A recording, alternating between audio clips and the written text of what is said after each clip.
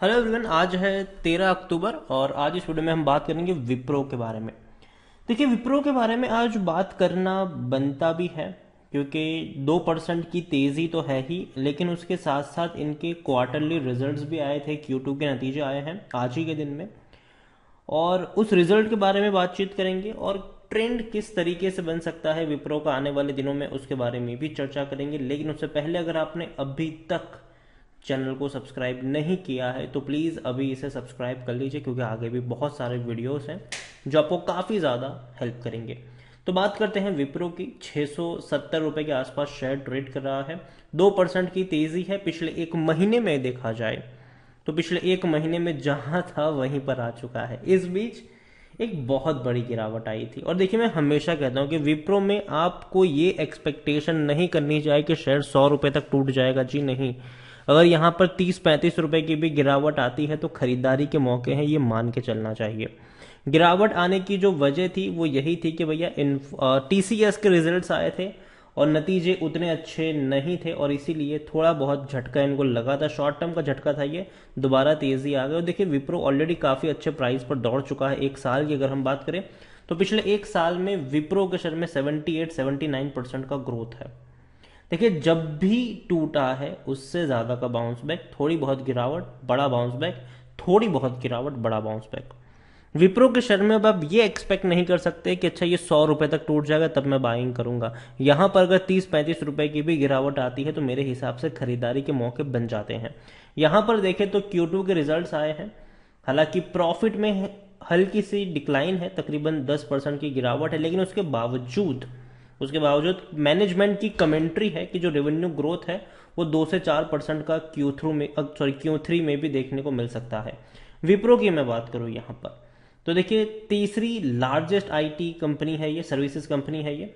और अगर हम मार्केट कैपिटलाइजेशन की बात करें तो उसके अकॉर्डिंग इनको जो नेट प्रॉफिट हुआ है वो है 2,930 करोड़ का इनको नेट प्रॉफिट हुआ है। ठीक है, जो कि मेरे हिसाब से बहुत अच्छा है, इतना बुरा भी नहीं है। लेकिन एक प्रथा चली आ रही है कि नतीजे जिस दिन आते हैं उसके अगले दिन गिरावट आती है IT के शेयर में। जैसे कि TCS के रिजल्ट्स आए थे, बहुत ही शानदार थे। पिछले साल पिछले क्वार्टर के मुकाबले बहुत अच्छा पैसा कमाया था, लेकिन उसके बावजूद अगले दिन शेयर 5.5% तक टूट गया था। अब विप्रो के भी आज रिजल्ट्स आए हैं, इन्फोसिस के भी रिजल्ट्स आए हैं, दोनों के रिजल्ट्स अच्छे हैं। लेकिन अब ये लग रहा है कि शायद कल प्रॉफिट बुकिंग देखने को मिल सकती है, जो TCS के वक्त भी देखने को मिली थी। अब देखते हैं कि इस प्रथा को कल मतलब कंपनी जो जारी रखती है कि नहीं, या फिर दोबारा तेजी देखने को मिलती है। ये एक बहुत ही बड़ा इंटरेस्टिंग चीज़ होगा। लेकिन अगर गिरावट आती है, अगेन मैं कह दूँ, खरीदने का मौका होगा यहाँ पर। ठीक है, तो उस चीज़ को याद रखिए। कंपनी ने तकरीबन 2,930 करोड़ का पैसा कमाया है। रेवेन्यू भी देखा जाए तो रेवेन्यू में 19,760 करोड़ का रेवेन्यू आया है। तो रेवेन्यू बहुत बहुत बहुत अच्छा है। 30% की तेजी है रेवेन्यू में। अगर हम बात करें पिछले साल के मुकाबले तो ये भी अच्छी बात है। पिछले क्वार्टर के मुकाबले तकरीबन 8% का ग्रोथ है, रेवेन्यू बढ़ रहा है।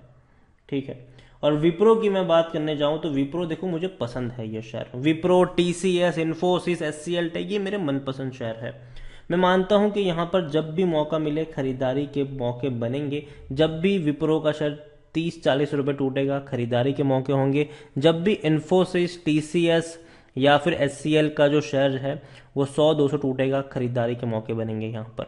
तो उस चीज़ों को याद रखिए यहाँ पर। और ये लॉन्ग टर्म के शेयर है। अगेन, इन शेयरों में इन्वेस्टमेंट करना है, ट्रेडिंग नहीं। ठीक है, इन्वेस्टमेंट के पर्पज से खरीदारी करनी है। ये नहीं करना है कि आज खरीदा हफ्ते में बेच के निकल जाएंगे। यहाँ पर बने रहिए, लॉन्ग टर्म में और अच्छे प्रॉफिट यहाँ पर मिलने के चांसेस हैं।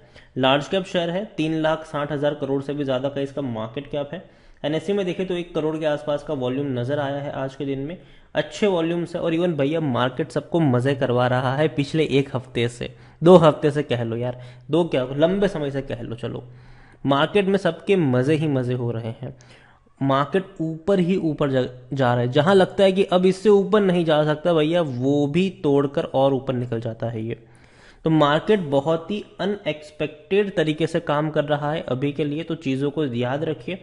और यहाँ पर आपको ऐसी हालत में आपको जो बड़े हाथी होते हैं ना, उन पे दाव खेलना होता है। जो बड़े लंबी दूरी के जो घोड़े होते हैं, हाथी होते हैं, वहां पर दाव खेलना होते हैं। खच्चर पे दाव नहीं लगाना होता है अभी, ठीक है। तो मार्केट लीडर है, उनको पकड़ना चाहिए। और विप्रो भैया मार्केट लीडर है, इसमें कोई शक नहीं है। 73% से भी ज्यादा की होल्डिंग प्रमोटर के पास है, 9.83% की होल्डिंग एफआईएस के पास है, 1.90% म्यूचुअल फंड, 3.75 इंश्योरेंस कंपनी वाले लेकर बैठे हुए हैं।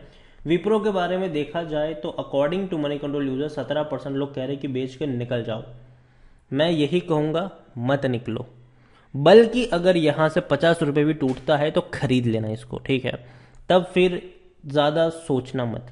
हर महीने, हर क्वार्टर जब भी टूटे, थोड़ी थोड़ी क्वांटिटी ऐड कर सकते हो लॉन्ग टर्म के लिए, क्योंकि ये वो कंपनी है जिन्होंने हर किसी का पैसा लॉन्ग टर्म में बनाया ही बनाया है। शायद ही कोई होगा जिसको विप्रो में नुकसान हुआ होगा, अगर वो लॉन्ग टर्म का नहीं था निवेशक तो, वरना भैया विप्रो में किसी का नुकसान नहीं हुआ है अब तक, ये मेरा मानना है। अच्छे रेवेन्यू है, अच्छे प्रॉफिट है, और अच्छे प्रॉफिट होने वाले हैं। तो इस चीज को याद रखिए, अच्छे प्रॉफिट हुए हैं और अच्छे प्रॉफिट होने वाले हैं। खरीदने का अभी भी सही मौका है, क्योंकि शेयर ओवरबोर्ड जोन में नहीं है। 33 का पी रेशियो है, जबकि सेक्टर पी 38 है, तो भैया कम ही है। सस्ते वैल्यूएशन के ऊपर अभी भी अवेलेबल ही है। 34% एनालिस्ट कहते हैं खरीद लो। परसेंटेज शायद कम लगेगा, लेकिन मेरे हिसाब से लॉन्ग टर्म के लिए ये अच्छा है। और अगर अगर मैं कह दूं, ठीक है, यहां पर ये नहीं कि मैं ये आपको कह रहा हूं कि 670 पे ट्रेड करें जाके खरीद लो, नहीं। आपको कंजूसों की तरफ खरीदारी करनी है, धीरे धीरे। हर 30-40 रुपए की गिरावट में थोड़ा पैसा आप यहाँ पर ऐड कर सकते हो, फिर आराम से बैठे रहो। अगर जिस लेवल पर आपकी बाइंग है उससे थोड़ा और नीचे जाए, थोड़ी और पैसा डाल दो यहाँ पर, और लॉन्ग टर्म के लिए वेट करो, ठीक है। विप्रो में शॉर्ट टर्म का गेम नहीं खेलना है, लॉन्ग टर्म का ही गेम खेलना है। जिन लोगों ने लॉन्ग टर्म के लिए पेशेंसली यहाँ पर इन्वेस्ट किया है, उन सबका फायदा हुआ है। किसी का नुकसान आज तक विप्रो में नहीं हुआ है। और कंपनी जानी जाती है भैया बोनसेस के लिए, और मेरे हिसाब से चांसेस है कि अगले साल तक कंपनी बोनस भी डिक्लेयर कर सकती है, और किस्मत अच्छी रही तो इस साल या इस साल के एंड में भी डिक्लेयर कर सकती है। तो यही कहूंगा कि विप्रो में भैया बने रहना चाहिए, लॉन्ग टर्म के लिए बने रहना चाहिए। Wipro, Infosys, TCS, HCL tech, ये अच्छी कंपनियां हैं, बेहतरीन कंपनियां हैं। यहां पर लॉन्ग टर्म का गेम खेलना चाहिए, शॉर्ट टर्म का नहीं। इन्फोसिस के भी रिजल्ट्स आए हैं, वो भी शानदार है, उसका भी वीडियो डेफिनेटली मैं आज बना दूंगा जल्द से जल्द। तो यही कहूंगा कि विप्रो के साथ बने रहिए, अच्छे नतीजे आए हैं इसके, इसमें कोई शक नहीं है। और लेकिन फिर भी जो एक प्रथा रही है भैया, आईटी कंपनी के जिस दिन रिजल्ट्स आते हैं उसके अगले दिन वो कंपनी के शेयर टूटते हैं। तो कल शायद शेयर टूट भी सकते हैं जब अब नेक्स्ट मार्केट खुलेगा। तो नजर रखिए, एकदम से जल्दबाजी मत करिए, लेकिन अगर टूटता है तो खरीदारी के मौके बनेंगे। वीडियो को यहीं पे एंड करूंगा, पसंद आया हो तो लाइक करो, शेयर करें।